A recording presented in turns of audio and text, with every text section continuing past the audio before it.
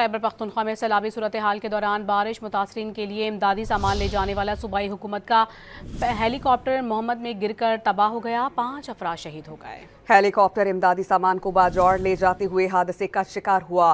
امدادی ہیلی کاپٹر محمد میں چینگی بانڈا کے مقام پر آبادی سے کئی میل دور گرا۔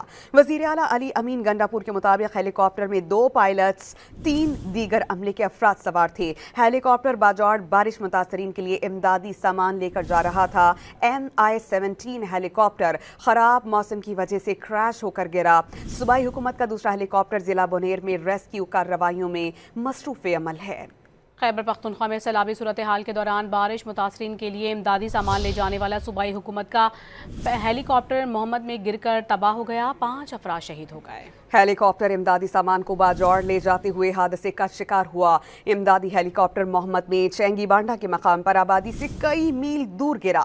وزیر اعلیٰ علی امین گنڈاپور کے مطابق ہیلی کاپٹر میں 2 پائلٹس 3 دیگر عملے کے افراد سوار تھے۔ ہیلی کاپٹر باجوڑ بارش متاثرین کے لیے امدادی سامان لے کر جا رہا تھا۔ MI-17 ہیلی کاپٹر خراب موسم کی وجہ سے کریش ہو کر گرا۔ صوبائی حکومت کا دوسرا ہیلی کاپٹر ضلع بونیر میں ریسکیو کارروائیوں میں مصروف عمل ہے۔